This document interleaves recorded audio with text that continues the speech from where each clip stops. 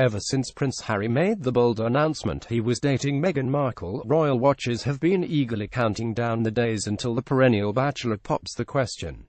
His unprecedented acknowledgement of the relationship status last year seemed to mark the end of a trail of naughtiness, which included naked billiards in Vegas and failed love affairs. The idea that Princess Diana's youngest, and arguably more sensitive, son had finally met a woman he could share his life with put his new romance under intense pressure from the start, a pressure that's only increased with time. It took Prince William and Kate Middleton almost a decade to get to the same stage. Last week Meghan was snapped on the set of her TV show. It'll likely be the last time we see her as Rachel Zane, a role which helped get her noticed by Harry. He developed a crush on Meghan after watching Suits for 2 years before actually meeting her. Once she finished shooting in Toronto last Thursday, she jetted to London to be by Harry's side. There is now very little standing in the way of Meghan becoming the newest member of the royal family. The 36-year-old has passed each hurdle with flying colours as SHES moved closer into the inner circle of the House of Windsor. Over the last 18 months, SHES proved she has the mettle to live a life dedicated to the crown to ensure the future stability of the blue-blooded dynasty.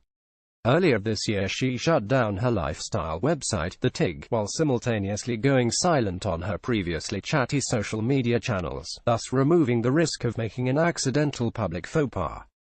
Splash News SHES also demonstrated she can be discreet, despite falling head over heels in love with her prince. After all, who would NT want to be shouting about that from the rooftops? Her only comments about Harry have been thoughtfully considered and brief, crafted for a glossy magazine aimed at her new high society audience. Her parents have been equally restrained. Both Doria and Tom have remained silent despite the ever-hungry international press pack knocking at the doors. Then there was a set of immaculately executed public appearances by Harry's side at September's Invictus Games, a flawless demeanor being an essential qualification for any future Duchess. Tradition dictates Harry will likely be gifted a dukedom when he gets married. Most importantly, of course, is that SHES met the Queen. Harry's grandmother is the only person who can really stand in the way of the 33-year-old getting hitched, thanks to the Succession of the Crown Act, which dictates she has to approve the marriages of the first 6 people in line to the throne. Harry currently stands in 5th place. He'll drop down to 6th when the third baby, Cambridge, arrives in the spring. According to an insider, a secret meeting between Harry, Meghan and the Queen took place at Buckingham Palace in October.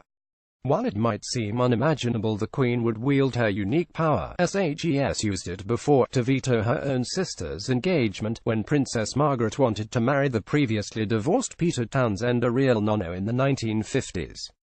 Like Peter, Meghan has tied the knot once already, but her previous relationship status is a moot point considering Harry's dad, Prince Charles, eventually ended up with his mistress.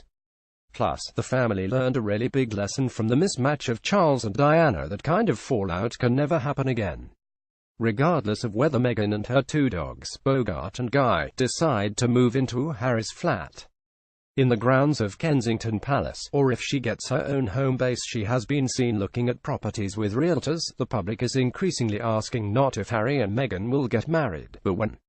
Yet while, selfishly, a lavish royal wedding might be just the type of celebration we need right now, it might be better if we refrain from rushing out to buy new fascinators. Danny Lawson Prawa. The pace of Harry and Meghan's romance has been dizzyingly fast. After spending last December in London, followed by a wildly romantic jaunt to see the Northern Lights for New Year's, the couple were able to hole up for a few weeks of happy domestic bliss in Nottingham Cottage. But by the spring, Meghan was back at work. Aside from a wedding in Jamaica, an African vacation and a handful of snatched weeks here and there, the time together has been fleeting. Now that Meghan is finally free from her shooting schedule, it will give the pair a chance to see what their future life might really look like outside of the honeymoon phase.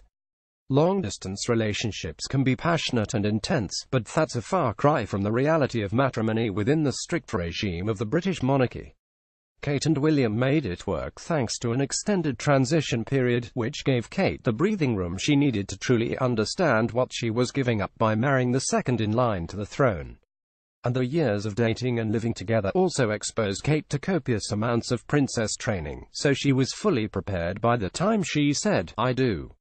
As Meghan herself said in her Vanity Fair cover story, "I'm sure there will be a time when we will have to come forward and present ourselves and have stories to tell, but I hope what people will understand is that this is our time.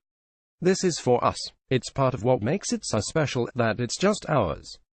But we're happy. Personally, I love a great love story.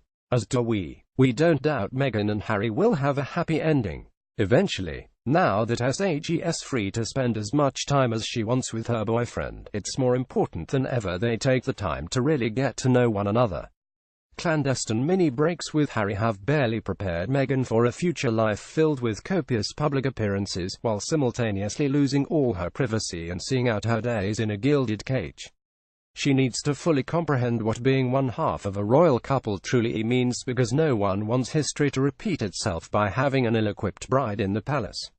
It doesn't matter how modern her romance with Harry seems, his royal responsibilities will never wane. So's the public pressure to get married mounts. Holding off for a short time is going to be Harry and Meghan's best bet at actually building the kind of bond that could last a lifetime. For the latest on Meghan and Harry, tune into E! News tonight at 7:11 p.m.